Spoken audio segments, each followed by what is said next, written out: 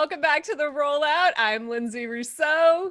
And I'm Genevieve Marie. Hello and welcome. Oh, you guys, today is going to be a crazy episode. We already know, but welcome to the Fabled 42 Network, where we create community through friendship, gaming, and chaos. Let's kick it off with a little bit of news. Yes, double the chaos for today. So I have some very exciting news that I figured out just today. It has been announced that Magpie Games has secured the licensing to produce an official Avatar: The Last Airbender and Legend of Korra RPG. Yay! I'm clapping for myself. I'm excited for me. The rule book is set to release next year in February, so February 2022. Who knew it was we were actually going to get out of 2020, but we're here. We did. We're here. We are here. We made it. It's going to be followed by 2 supplements titled Republic City and The Spirit World, respectively. So I am very excited. 2022 Awesome. can't come soon. Yay. Well, for something you can pre-order right now, Naruto Ninja Arena is now available for pre-order. It is a fast-paced game about simultaneous dice rolling, 2 to 6 players. But basically, you get to play characters through the Naruto universe, which sounds really exciting to me. So there you go. Legends of Korra, Last Airbender, Naruto, excellent time. Okay. The reason we are all here today, guys, obviously February is Black History Month. And so we wanted to do a special episode all about inclusivity and diversity within the tabletop gaming world. And we are so excited about our guests today. We have TJ Storm, Aabria Iyengar, and B. Dave Waters. Thank you guys for being here. Hello. Yay! Let's just go around real quick and everybody introduce yourself. Let's see. I'm looking at TJ. Let's start with you. Hi guys, I'm TJ Storm. I'm here. Let's rock. No context. Okay, if you don't know who TJ is, just Google him. I mean, come on now. Seriously. Aabria, introduce yourself. Hi, I'm Aabria. I play games and run games and write games and sell dice. Yay. All right. And B. Dave. B. Dave Walters. I say words about things. You can find me wherever fine streaming content can be located. I'm just go wherever Aabria is. I am Aabria stunt double. That's I it. just follow behind. Like, can I also go here, please? It's like Peter Pan in a shadow, you know. But I'm behind her the whole time. Yeah, and I do a bunch of stuff with D&D and vampire and some other things. You know. Yay. Yeah. So guys, obviously you can see all their social medias on there. Please subscribe to them, follow them, enjoy, support their work. Yes. Okay. So let's just kick things off. We did an episode a couple months ago about game development. And one of the issues that was brought up was a lack of diversity and inclusivity within tabletop gaming. And obviously things have changed. We've seen over the past couple of years, obviously, especially in D&D, we've seen Tasha open some stuff up. But you guys have been playing tabletop games for quite a while. So let's just start up. Like, how have you seen things change over the past 5 years, 10 years, however many years? I am in fact very old. No one believes that. No one believes it. No one does. He has a good skin regimen. You have amazing skin, right? I'm gonna steal it. I've fooled you all. It's cocoa butter and editing. Yes. I will say, me personally, again, for those of you that do or don't know me, it's kind of the thing that sort of in many ways launched my career was my very vocal criticisms of the portrayal of Chult when Tomb of Annihilation came out. And to WotC's eternal credit, they listened to people like me. They brought on a lot of other, they literally reached out to me and were like, you're right, how can we improve? And have since reached out to lots of people, Gabe James, Tanya DePass, that's lots of people that I can't list everybody. So I think just the fact that these conversations are happening and being taken seriously because for my point of view, I never felt there was any maliciousness involved. The game's 50 years old, which was rooted in the Lord of the Rings, which was rooted in Finnish mythology. This idea that the fair ones are the good guys and the dark ones are the bad guys was woven into the fabric of it. So to be able to change that up takes time. It is a behemoth. It takes time to turn, but it's all moving in the right direction. And since this is an 18 plus stream, earmuffs on the kids that you had tuned in just to hear all this, fuck them haters, the people that are like, you can't change the orcs. I'm like, we can though. Yeah. I didn't wear my pearls today. How dare We can you? and we will. Unclutchable. That's it. You can quote me, clip that, whatever. Again, screenshots don't scare me. I know what I said. Fuck them haters. Yeah. Yeah. I love that. Yeah, I think along with that, as someone who came in a little later, like I've only ever played the 5th edition of D&D and kind of came in the like once GNS sort of ushered it in, sort of rode in on this like third wave D&D fandom. I definitely came in like I've never read the Lord of the Rings books. I've seen like one of the movie, maybe. I don't know. So getting into the space and then sort of having my own like GM style and play style become a little more pervasive in the space, and knowing that like the things I'm going to pull from like, yes, cultural memories dictates that like I know the basics of like how like of Hobbit lore and all of that high fantasy, but the fact that like I grew up always rejecting it for very obvious reasons and things that are like now sort of openly discussed instead of just things that like little like black me 20 years ago was trying to articulate, but like we didn't really have like a cultural discourse about as like little baby geeks. Pulling for like building games and building stories and building narratives that don't care about that predecessor material, that it's like the act of disengaging from like the like white Western European like wargaming roots of D&D specifically and all other RPGs, because they are sort of a legacy of that, has been like the biggest vector for change of like, fuck you, it's just dice, I can tell whatever story. So we're gonna play Cats, the movie, the Butthole Cut, the role play game, and no one can stop me. Cut. Yeah. So yeah. Yeah. TJ, what about you? I've been playing role-playing games and all kinds of games for a very, very, very long time. I can tell you this: we've always been here. We've always told our own stories. Yes, we've been given parameters within which to work. And did we stay within the lines? Hell no, we did not. We expanded the lines. We started telling more stories, and that is how we got to where we are today. And thanks to a certain president who went off the rails, this became a massive conversation in the last 5 years. And a lot of people thought that this wasn't a problem. Everything was much better than it was 20 years ago, 30 years ago, 40 years ago, 50 years ago. They all believed, they all thought there's no racism, there's nothing. Well, a certain president shined a light, and the people who recognized that light, who recognized that language, came out of the darkness and they cheered for him. And everybody was able to see, and were surprised in many cases to see, that racism wasn't over, that diversity isn't as diverse as we would have liked to have believed in what we call America, what we call storytelling, what we call life. And good. Now, because we can all have this conversation on a level playing field, on a level board, the battle map is there for everybody to see. Now we're all playing the same game, and now we can talk about what's really going on. You can't fix a sickness, you can't fix the cancer unless you know you have it, and now we know. So now we are 4.5 years past that point. And let's go back even further. We started with Obama.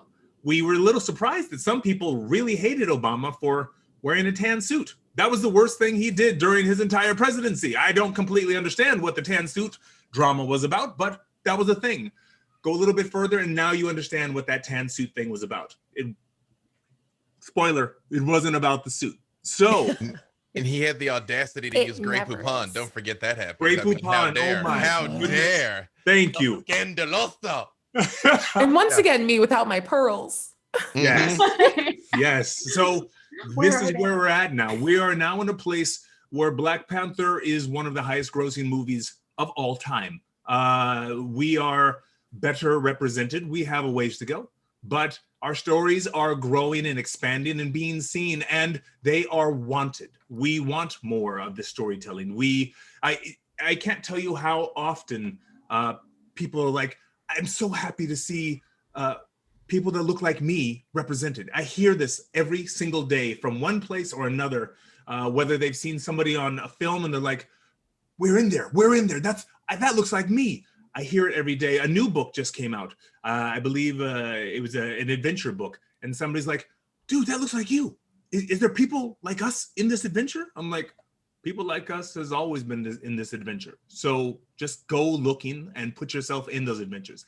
Tell those stories. That's where we're at. 100p.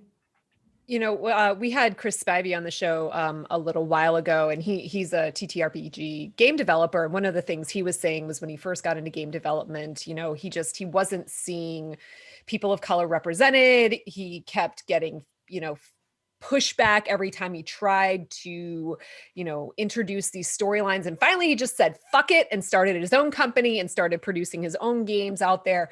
And B-Dave, you might be able to speak to this more than the other two, but, you know, have you seen that pushback of like, nah, your stories don't really fit in our universe? And it's like, well, Yeah, no, like somebody tried that today, and I'm gonna tell y'all two things. You can follow me at B Dave Walters, and my DMs are open if you have questions. But if you come with foolishness, I will rinse you, and I enjoy it. It's one of my passion projects. No, this happened today. In I'm lead developer on Into the Motherlands, and the whole premise of that game was a world without colonialism. Like that was the inside. There was two things when Tanya conceived of the show, Tanya DePass, she knew she wanted to do science fiction, and that was kind of our first guiding principle. And the second thing we arrived at was a world without colonialism. Like what would Black people look like freed from any outside influence? And every other logical decision was driven by that, where everything we did, it's like, well, if we do this, nah, if we did this, nah, we kind of had to go back to this very specific point in history and then kind of deviate. So yes, it happens all the time still, being told that our stories don't belong here and our stories don't matter. But again, I apologize, earmuffs kids, we just don't give a fuck, you know. Even with Vampire, and shout out to Jason Carl, my homie for all time, when LA by Night came about, we knew we were going to be the flagships of Vampire, and we were going to be the new faces of this franchise that I really loved. And to Jason's eternal credit, you know, he picked a diverse cast on purpose. You got me, Erica, Sin, and Alex. I mean, when he had his pick of the litter, we are who he wanted, because he wanted the game to reflect the world in a way that the older versions of the game, again, none of these things do I bear any ill will towards, because they were all products of their time, and they were products of the people that created them that meant well and created to the best of their ability. But now it's a different world. And the fact that I get to be, you know, the face of my beloved clan of kings that I always got to represent for. But along with that comes, I think, and I know the TJ and Aabria definitely can speak to this, is that when we're not careful, it very much becomes a thing where when we're the Black person, we are all Black people. We're an analog for everybody. So when I was creating Victor, I knew I wasn't just making a character. I was making how are Black characters going to appear in this space for all time. So one of the guiding things I knew about him is, even though I wanted to be a Ventru, and I had to be a Ventru because I am a Ventru, his money could not come from crime. I was like, he cannot be a criminal. Now, over the course of the show, he's done plenty of crime, but he's done crime in the context of being a vampire. Not crime in the context of being a Black man, you know? Because I knew I had to make it known and make it very obvious outright that it's like, he's been successful because he's smart and works hard, not because of anything duplicitous. Because all of those decisions you have to run through those filters in such a way that don't matter, that, you know, Alex, spoiler alert, being a mass murderer, you know, the internet is like, oh, but he's the sweetest bean, we love him so much, you know, because, you know, that's not the benefit of the doubt that I would get. I knew Right. that. Yeah, that's it. Rant off. No, that was it. That was the whole thing. Yeah, it's interesting watching and thinking specifically about Chris more. Like, yeah, it feels like the thing you have to do to like kick the door in is come in and tell stories that are specifically like Black in focus. Like, I have loved every time I've played Harlem Unbound. It's amazing. We are doing this very like Lovecraft Country is recontextualizing like American horror from a like specifically Black lens. Like, TV and movies are beginning to do that more and more. Like Into the Spider-Verse is another really good example of like, that is American folklore. And we are making sure that like that Black contextuality is a part of it. And I think like the last decade or so of like work that's being done to say that like, have Black people in the room and let us tell Black stories, and now trust us just to tell stories. Like, I'm extremely excited to see the Dune RPG when it finally comes out, because like now we're getting to the point where like, okay, I don't have to be here and be the Black one. Like, yes, I still am wherever I show up and my face is there. Like, everything Dave spoke to about like having to be an unfortunate, like perfect representation of my people at all times, with like added like pressures of also being a woman in the space where you're like, oh, that's 2 strikes. Like, this will be fun. I promise I belong here. And that constant like trying to prove that you belong and have earned your spot in the space has bred it's a complex, but I don't think of it in a bad way. But it is a constant external understanding of myself wherever I am, and making sure that like I am doing the best to represent myself well, and to represent the game well, and to represent like all other people in the space and like the people that paved the way for me. And I am looking very specifically at Dave and TJ, because I definitely was like, what the fuck is D&D? And was able to go to the internet and watch both of you and went, oh, they're cool as shit. There's cool people doing this. I'll do a cool kid thing. And then got deeply uncool when I showed up, because I'm like, I love dogs. We're going to do a dog game now. But having good role models that came before, and then trying to like make the path a little easier for everyone else that's coming up and after, and just being part. I just want to shine a light on the fact that like we are part of Black history that's being created and carved out of like this community right now. And it's very cool to be a part of. Yeah. TG, do you have anything to add to that? No, No? they are in it and they understand it. I don't want to add anything. That was beautiful. Okay. So, fan fiction is known to have to. Let's talk about fan fiction. Abria's like, yes, let's do it. I mean, I was here for the horny part. Let's go. So fan fiction is really, really well known for opening up a voice and a space for particularly the gay community, as well as people of color, because it has allowed the mainstream people who maybe not consider themselves as creators or writers to be able to tell stories and just kind of put things out there that they have fantasized about that's just living in their head, and they're like, you know what, this sounds good and I want to share this story. But also I also want to talk about fan art too, like, you know, the deviant art and stuff, because here on Fabled 42, we have character art for almost all of our characters in our games. And I mean, we also have it for this show as well. Just to give people an idea of what our characters look like and what we imagine that to be. And a lot of the characters are extremely diverse, you know, different genders, all that kind of stuff. And when you can see it, it makes it a lot more real. And I was wondering if any of you guys have experience with either fan fiction or fan art, or have like partaken in it or seen it, and you're just like, that is amazing, and this makes me feel a part of the community. Like, this ties me into the community and makes me want to do something of the like.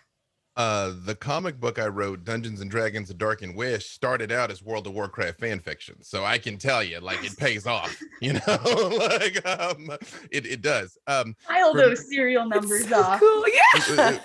For me, fan fiction, I get a disturbingly low amount of fan fiction internet. Let me just put that out there, like, you know, but the fan art, though, to me is my favorite thing in the world, because it means something I did or we did encouraged another person to create something they were proud of.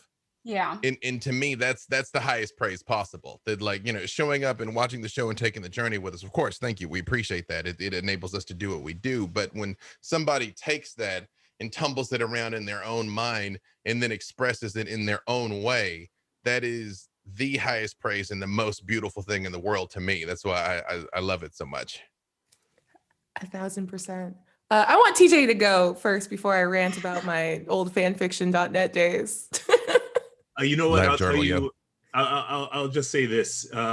If you're tuning in, you probably already play D&D or some other role-playing game. You are already involved in fan fiction. It is, you are the hero and you are creating the story, and that is the fiction. That is beautiful. And half of that stuff is rooted in what we understand to be the hero's journey. Hero's journey is something written by a guy named Joseph Campbell. And basically he went around the world and he compared everybody's myths. And those myths were more or less the same story. We tell the same story. The hero is weak in the beginning. The hero gets stronger. The hero fights the bad guy. The hero fails. The hero eventually gets stronger yet. If the hero finds the magic sword, the hero returns to the big boss and finally overcomes. That's one of the stories that we tell over and over and over again. And if you're involved in some part of this, whether you're just quietly sitting there at the table waiting for your turn so that you can backstab somebody, or you are in the I Love Dogs role-playing game and you want to find the best dog to ride into not battle, whatever that means, you are creating your fan fiction. You are the hero in your own journey. And we need those stories. We live by those stories. That is how we got to this point, by telling each other stories, by sharing each other's stories with everybody else. And people like B-Dave, they go the extra step. They take the best stories that they feel relate from them and they share it on a larger platform so that we can enjoy them. Because what B-Dave does, what game writers and game designers and book writers and television writers do, they study their entire life so that they can share some of these stories, maybe one or two, and they do not get any thanks. Nobody waits to the end of the movie. That theater clears out before the movie's done. Nobody goes to past the last treasure hoard in the back of the game book and say, gee, I wonder who wrote this. Nobody cares, but they love that game. They dig deep and they don't thank the B-Daves. They don't thank the writers. They don't thank the people who spend years to get to the point to get good enough to get their stuff out there. And it's not that you're not telling good enough stories. It's everything else that goes to the writing thing. There's business, there's networking, there's all this stuff. And that is doubly hard when you are not part of what is perceived as the most basic group. You're not welcome at the table. And that's why this diversity talk is so important. We need more people to be at that table to share those kind of stories, to get those ideas out there. So I hope that helps a little bit. I hope that makes sense. But when you get a chance, please flip to the beginning or the end of your book and see who wrote it. Just Google them and see what else they're doing. Go to B-Dave's website and see what else he's writing, because that stuff is dope. If you haven't seen his comic books, read it. They're amazing. If you haven't played his games, see them. They're badass. If you haven't used Aabria's dice, go to that website and check that stuff out, because that stuff is sick. I got some right here. I ain't even got, they're the dopest. So definitely start to realize that it's more than just telling a story, but telling the stories where it all begins. I need to plus one under that. I apologize, Aabria, because I know you're going to say your point, but this is directly relevant to what TJ was talking about. That process that is laid out in the hero's journey is a process that Jung described as individuation, the process of you becoming who you are in the world, in a world that usually is trying to make you something that you are not. And that push-pull against it is why that story keeps getting retold, because it is endemic to what it means to be a human being. And storytelling is the one thing that we do that no other animal does. I mean, until we translate what crows and dolphins are saying to each other, and there's an elephant, there's a chance that they're laying stuff on each other too. But for the most part, anything else we do, some other animal does except that. And that is actually why diversity and inclusion matters so much, because everyone needs to see themselves reflected in these stories, both as hero and villain, to something to aspire towards and something to veer away from.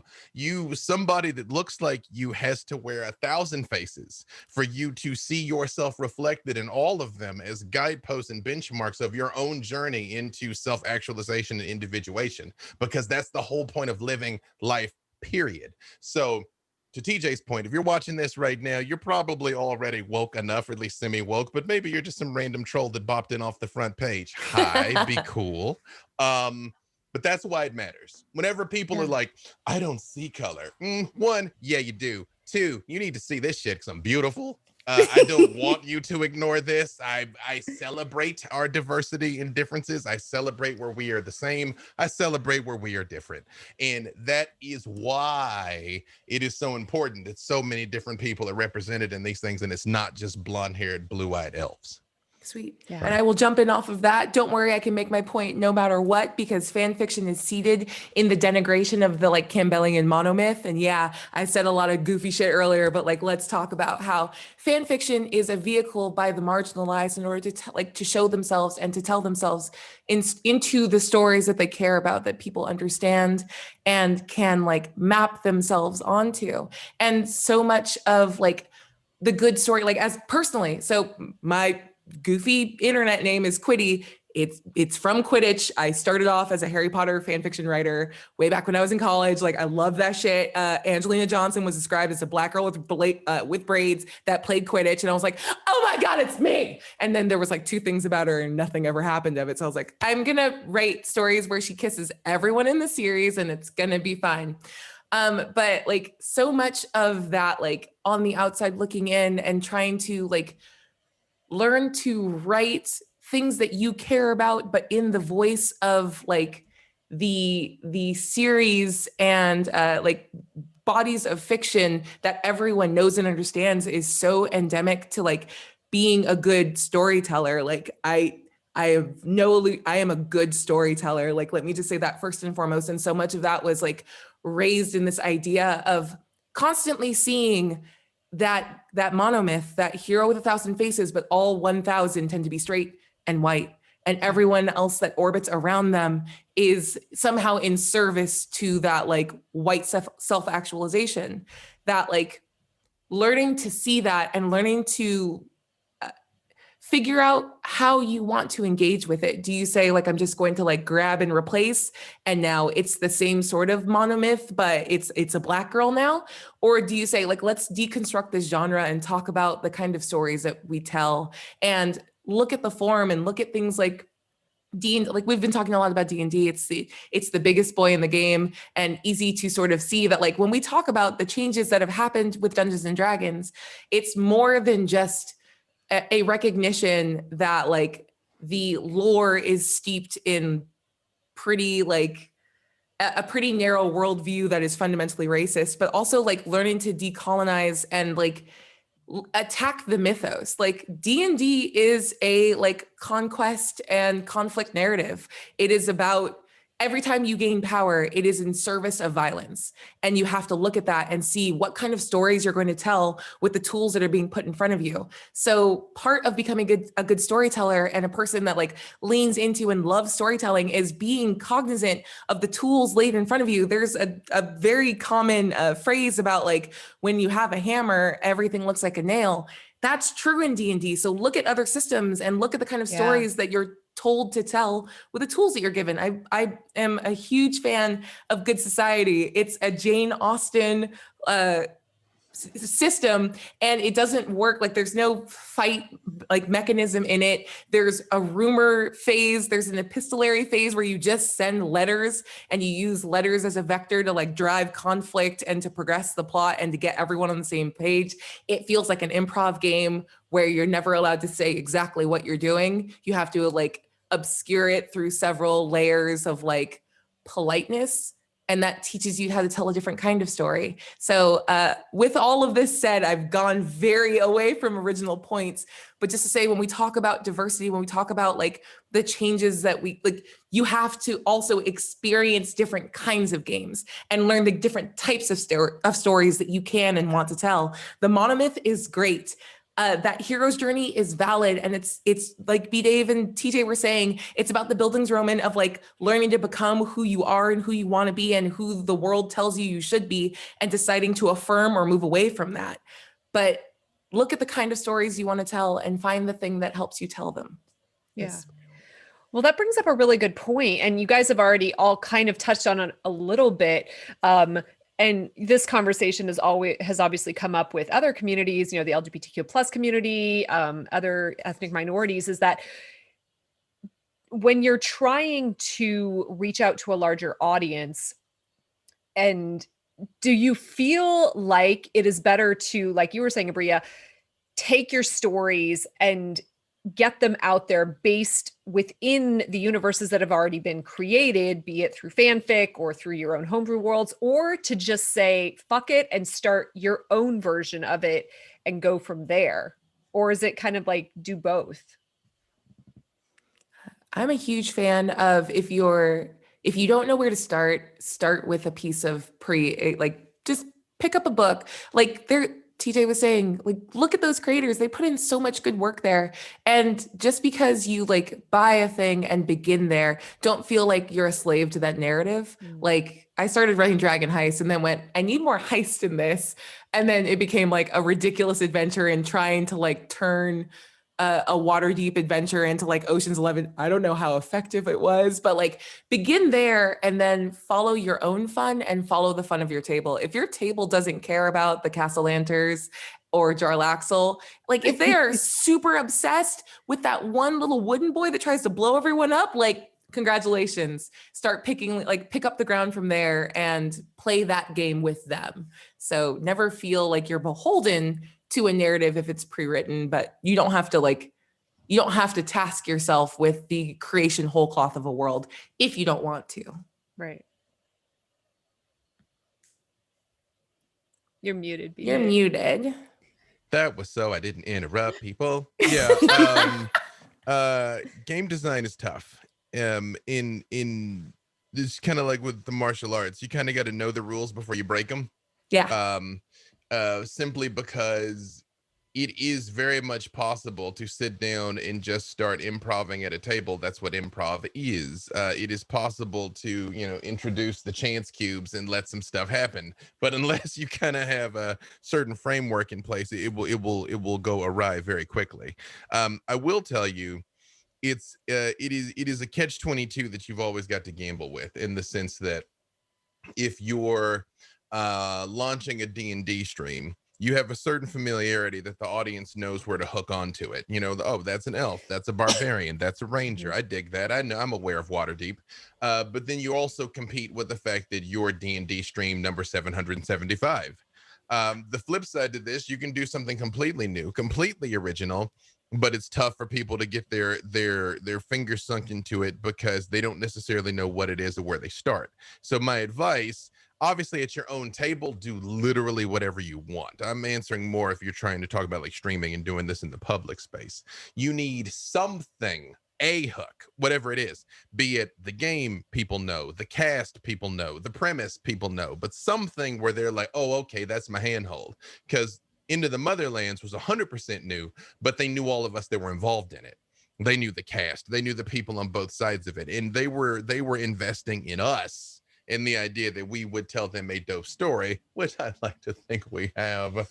But if it had just been 6 random college kids who did literally everything we did, if they'd done word for word what we did and just sat down in front of a camera and started talking, nobody would have cared, you know. So it's that would be my advice. It's just, you know, pick, you know, a handhold in, you know, everything. I guess at the risk of mixing the metaphors, it's almost like the spoke the wheel turns on, but make sure you have the one at least. Yeah.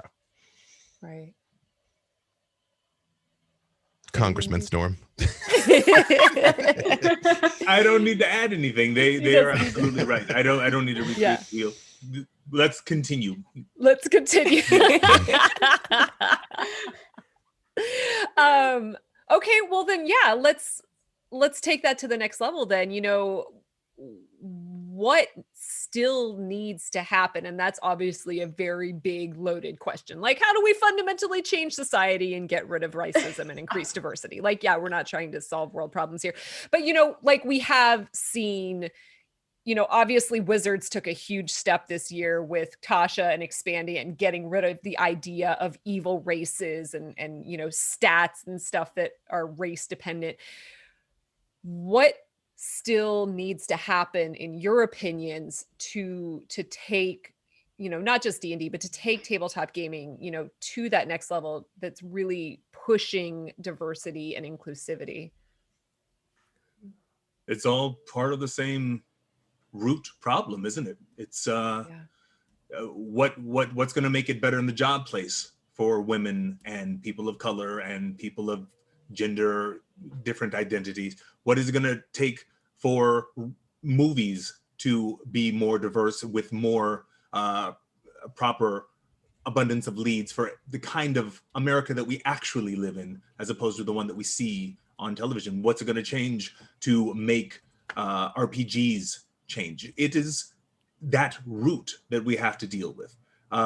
We are dealing, now that we know that we have the symptoms, we are going back down the nerve to where the problem lies. But I don't think we've gone deep enough, and we will continue to need to go and fight that root problem for the next several decades, maybe next century. It's not going to change overnight. We have a lot of ideas about each other.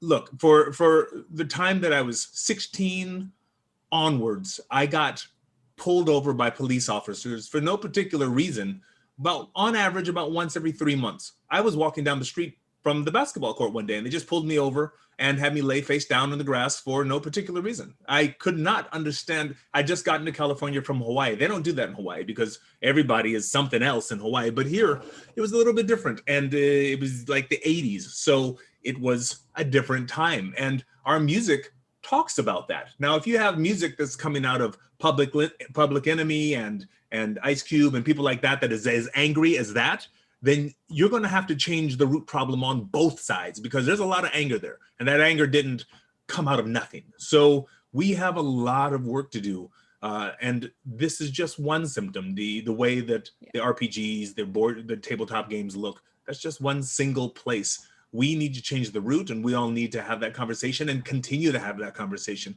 And by the way, not everybody wants to have that conversation. Not everybody wants to hear that there is even a problem. They think there isn't a problem, and that is on both sides. Unfortunately, it is on both sides. Some people just can't be bothered with what the reality is, and we need to go deeper. We need to do better. Yeah.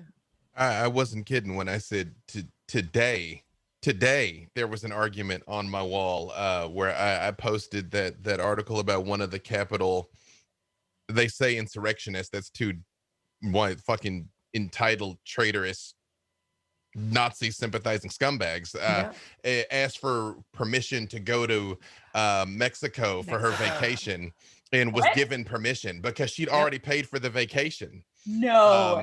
And I didn't even say anything. I just posted it because when I posted it originally, I wrote this whole thing and I literally erased all of it and I just wrote y'all. That was it. And just put it there. And of course, people are like, you know, everybody knows what this is. And, you know, some random person that very well might have been a bot or a troll. They had 13 followers, but they were speaking in complete sentences. I don't know. Was trying to be like, well, you know, this doesn't prove that white privilege is a thing. And of course, everybody in the community is like, here's all the receipts. And they're just like, nah. And I'm like, y'all, why are you even bothering? Because one of two things is true here. Don't engage. Either this person is a willful bad actor, or if all of this has not motivated them yet, nothing you're going to say in the next 5 minutes is going to. Like, I mean, now, if I feel like somebody really just doesn't know, I mean, I'll lightly engage, but the first time you come with some nonsense, I'm like, we're done here. I think to me, a few things have happened in recent years that have helped move things ahead a lot. And two of them were wonderful, and one of them was, of course, horrific. I think both Wonder Woman and Black Panther were really fantastic in the sense that they were both profitable, because at the end of the day, that is the only color this country really cares about is green, period. You know, and being able to show that you could have a strong, confident woman with a complex, you know, personality and be multifaceted and still be strong and still make a gajillion dollars. And also you could have, you know, this strong, Black, proud hero and make a gajillion dollars showing, you know, Black excellence. And that would resonate with people was the best thing that could have possibly happened for us. I do need to give a small footnote and addendum here. When we talk about Black stories and things like that, they are important. But, you know, it is capable for different types of people to tell different kinds of stories. Like my main protagonists in my comic book are Serbian. They're teenagers from Serbia because they're Nikola Tesla's relatives. So, you know, if you're telling stories about different kinds of characters, just check in with those people. You know, like I've told my stories, but I also talk to Serbians. And I'm like, here's words I'm using. Here's things I have them doing. This makes sense. Because never forget, Jack Kirby and Stan Lee created the Black Panther and did a service for all of mankind, because this was in the midst of the civil rights struggle. And I don't think people truly understand how incredibly progressive it was of the two of them. I have to be careful, I'll get emotional talking about it. That when they created T'Challa, they made him not just a good man, but the best man, and made Wakanda not just a good place, but the best place. And they didn't have to do that. And I think being able to show us, even in a fictitious but positive light, was so good. In the third thing, which was so terrible, I really am getting emotional about the Black Panther. It's okay. No, stop it. It's not. I'm gangster. I'm real. No, I'm real. No, don't worry about it. Don't worry about that bullshit. But you know, the third thing, and this was the terrible thing, was George Floyd's murder. And in the reality of it, it was just so blatant. You just couldn't call it anything else. And some of them tried, but you watched them execute that man over 9 minutes and do it on purpose. And you hear the audio of the people, they're killing him. He knows he's killing him. He's doing it on purpose. You can hear them saying this to the cop, and he didn't give a shit. He killed that man like he was nothing. And I used to say they kill us in the streets like dogs, but that isn't true. Because if we had footage of a police officer kneeling on a dog's neck for 9 minutes until it died, there would have been riotous chaos in the streets. He'd have been fired by the next day and brought up on every possible charge. If somebody just randomly shot a dog and was like, well, the dog was barking, it had been known to be aggressive in the past, it's an aggressive breed, you know, and you have all like pictures of the Rottweiler with his face darkened and stuff. That's not what would happen. So we objectively have less rights in the media and in the world focus than animals. But this in particular, I think the reason why we saw the resonation with people that we saw is people were starting to suspect something was wrong.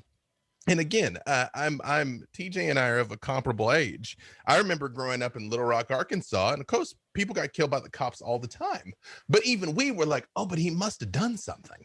He must have done something. He must have run. He must have like fought back. He just must have done something that even for a time, you know, we didn't know until you witness it, that you're like, no, he didn't do anything. And they just fucking murdered him.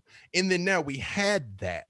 We had undeniable proof to anyone operating from a place of sanity and reason, which, I mean, I can never prove this, but I do think the greater cultural context of how much we all love the Black Panther and maybe Black, you know, America, just here's something always to remember. America loves Black culture. America does not love Black people. Fact.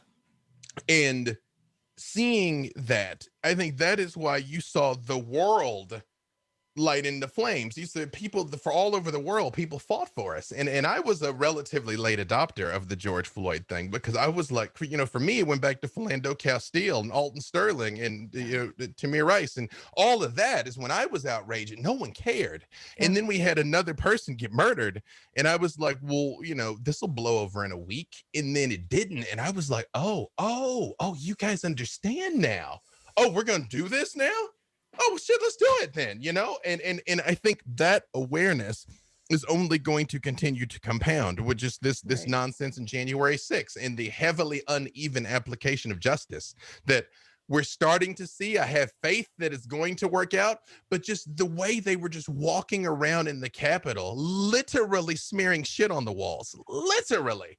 I'm like, y'all, if I'd gotten within 50 yards of that place and looked at it wrong, I'd have been so dead. When you look at the National Guard response during the Black Lives Matter protests versus unlocking the fucking doors for those people, and the majority of the people are seeing that inequality. Yeah. And hopefully they can't unsee it. And those type of things are what's going to move the conversation forward. I apologize so much, Aabria. I yield my time. No, you're fine. No, It's it was- okay. I will always reclaim my time. You're golden. And my one addendum to what you said is it's not just an appreciation. Like, it's not just the love of Black culture and not Black people. It's the love of Black culture and Black trauma and not Black people. And that's the big, the reason I still hold myself back and away from all of this is that all of it was triggered over an egregious and aggressive and undeniable display of Black trauma. And I looking at my personal socials, I know that my posts in outrage of something will always generate more content and more engagement than joy, than something that has nothing to do with my Blackness. And I think when we talk about the thing that needs to happen next to feel like we're moving forward in diversity is diversity for its own sake, not to wear down the holdouts with, if I just show you a bunch of non-binary people, eventually you're gonna get fucking used to it. Not if I keep showing you melanin in all of its glory, will you finally disengage the idea that an elf has to be the highest, whitest thing you've ever seen? Disengaging what expectations, eventually diversity just is. And that's the thing I want to see from role play games and fiction in the future, that popular things don't have to be rooted in Black trauma. And Black Panther is my favorite movie. It's tied with the Philadelphia story. I love it so much. But the truth of why Killmonger as a villain was so compelling is that Killmonger is a perfect analog for Black American rage. Right. The idea as a Black nerd that I grew up seeing Wakanda, but I don't have a real analog for that because my history was taken from me. That I have to map all of those feelings, any sense of pride culturally and historically, removed from the degradation of being a slave descended Black American, onto a place that never existed. And that's why Killmonger hits so goddamn hard, because he is all Black Americans that grew up and went, if Wakanda was real and didn't help and didn't do anything, if I had a chance to not have this context define me growing up as I become an adult and decide who I'm going to be, how unfair is that?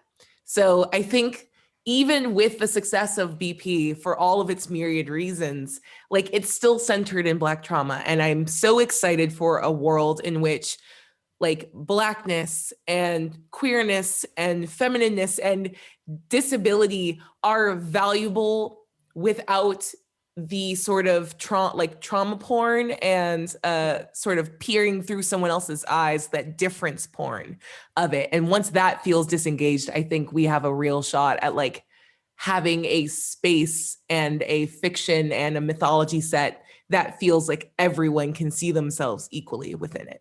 Can I just say, that I don't know what happened at HBO circa like 2018, 2019, 2020, but they were like, y'all motherfuckers gonna learn today between Watchmen and Lovecraft Country. They were like, pull up a chair. Let us show you how it has gone down in this country. And I'm like, I applaud them for those gritty portrayals of things, because it's, you know, things that I told people, like when Get Out came out, you know, everybody's like, if you are not a person of color, specifically a black male, Get Out's like, it's like the Twilight Zone. It's like the Outer Limits. You know, ooh, it's so spooky.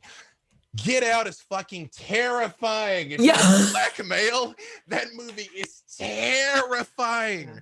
The first 2 minutes, I was flop sweating in the theater with a bunch of like my white friends, and they're like, "What?" I'm like, "Ah!" Just screaming. I mean, and it's the same thing with Lovecraft Country. The scary parts of Lovecraft Country are not the monsters.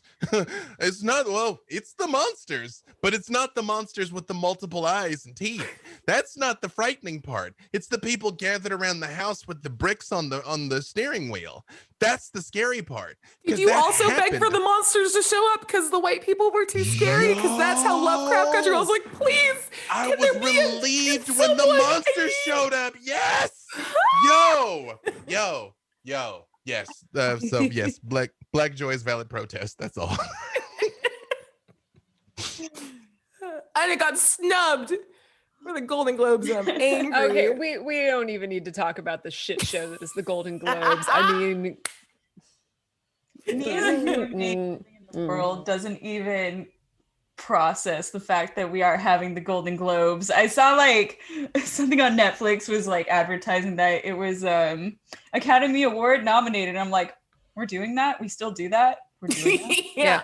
Well, and you know, obviously the Golden Globes, I mean, the big scandal to come out of the Golden Globes is like, oh, look, we have this beautiful story, which we're making in the foreign film category because it's not American. And it's like, what? They made so many bad choices for like, they were like, we're going to flex and do this anyway. And we're in a whole panini right now. And you're going to sit here and then also just be wrong with all of your tight Golden Globes things. Oh my God. I have no doubt that they did. They all, every single year, it's just like.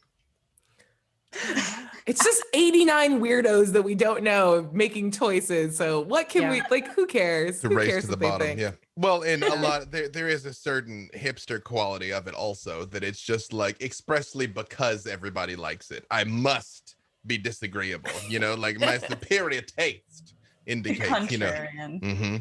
Yeah, nah. Yeah. All right, we are actually, it's been a whirlwind. The show always goes so Can we fast. Just go for like another 2 hours? That seems fine. We've laughed, we've cried, we've hey guys, Chris, if you're listening, we're just going to cancel Realms of Ukador tonight. We're just going to, no, I joke. It's Black History Month. It's Black History Month. We'll colonize your time slot. All right, well, let's just go around and ask, do you all have anything else to add? Please plug your projects. This is shameless plug time. Or any last words like that maybe hasn't come up that you just want to get out. That nuggets of wisdom. Yeah. Y'all already know I got stuff to plug, but I'm trying not to soak up all the TJ, let's start with you, TJ. I'm lucky enough to be working with Elisa Teague on the Power Rangers role-playing game currently. We're watching it come together, and it is absolutely amazing. So when you get a chance, check out Renegade Games. I'm also working on several video games and several films that I can't talk about, but the one thing that I hope you guys will enjoy, if you're a Power Ranger fan, go check out the Renegade game, Power Rangers, when it comes out. We're not done with it yet. We're still in the writing of it, but please check it out. Also, it is Black History Month, but it doesn't mean that it's going to be all about Black people. It's about diversity, especially now. We are, and America meant something to me growing up, and it still means something. It means a whole bunch of people that don't necessarily look alike or think alike coming together to make something better than what they came from. And I still believe in that dream. I still want that dream. I still think that I am a part of that dream. So grab your Asian friends, grab your Pacific Islander friends, grab your Middle Eastern friends, grab your Black friends, grab your white friends, grab them all and keep them close and educate each other. Help us get to that dream that Martin Luther King spoke of. Help us get to that dream that Abraham Lincoln believed in. Help us get to that dream that George Washington fought for. Let's get together and let's do this. Love that. Dave can go last because he always has the most stuff. Hi, I'm Aabria Iyengar. You can follow me on social media at Quiddy, Q-I-D-D-I-E. Current stream stuff. On Mondays, you can catch me on D&D's Twitch channel playing Rime of the Frost Maiden with the Chaos Initiative crew. I'm playing an owlbear that got polymorphed into a Goliath and is very unhappy about it. Salt Bay is coming back in a new form very soon. We're spinning up how best to roll it out because I've gotten to do a lot of cool things in the last year, and now I'm only swinging for the proggiest, like most involved things ever. So this Sunday at 10 a.m., you can actually see a one-shot on Saving Throw Show's marathon with all of our shows where we're actually like kind of stealthily introing what the new game is going to be. So check that out. Brendan Lee Mulligan's going to be guesting on that. What else? God, so many NDAs. On Friday, you can catch me on Failed Safe. Over on Pixel Circus at 6 p.m. We play D&D. It's very fun and funny. It feels like the best version of a home game with improvisers that crack my shit up all day, every day. And then, keep an eye out because I've got a cool big game announcement that's coming out, writing project game announcement that's coming out, and then a couple very, very big streams and things. So hold tight for that, y'all. We doing it. And be kind to each other. Everything, like, it's Black History Month and it is the middle of hopefully not the middle, but we are deep in a pandemic and there's a lot of uncertainty everywhere. And I just want to take this time to advocate for like self-care and be kind to yourself and be good to yourself. And part of that is education too. If you are Black, be extra generous with yourself because this can be a very trying month. Because generational trauma is real and pride always comes with a recognition of all the things that were, all of the price that comes along with it. If you're not, take this as a really good opportunity to brush up on some Black history. Like if you want, Ta-Nehisi Coates, and there are a lot of great authors out there that can talk about race and history. Stacey Abrams is a person that we all know and love now. She's got 2 books out. So try Lead from the Outside or the other one whose name I can't remember because I didn't prepare for this properly, but take that as all part and parcel of the chance to like do something nourishing for you and grow in the spirit of this month.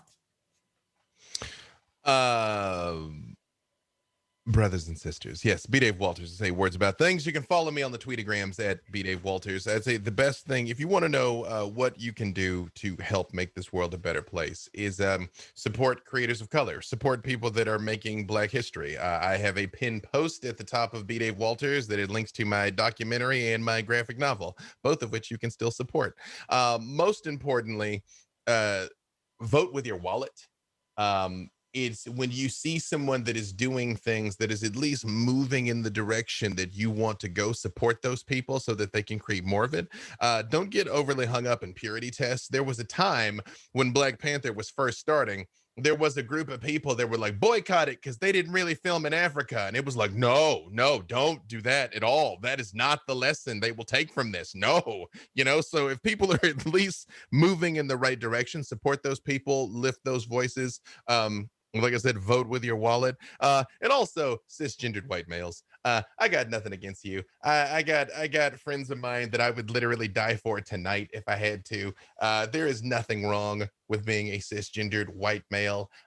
Just understand that a common quote is, no one is saying that your life can't be hard. If you're white, we're saying your life is not hard because you're white. So don't turn it into a victim thing. Listen to what some of us go through because that shit is heavy. I promise you. And just try your best to be better. That's it. That's all you got to do. You know, try and make a better space for marginalized individuals, make better spaces for women, make better spaces for LGBTQ, disabled, whoever, because sometimes just the fact that you walk into the room gives you a certain amount of status that the rest of us kind of have to really fight and scrape to try and get. So thank you all for coming in. Like I said, if you got any questions, you can hit me up. DMs are open. If you say something silly, I will burn you to the ground. But otherwise, yeah, come holler at me.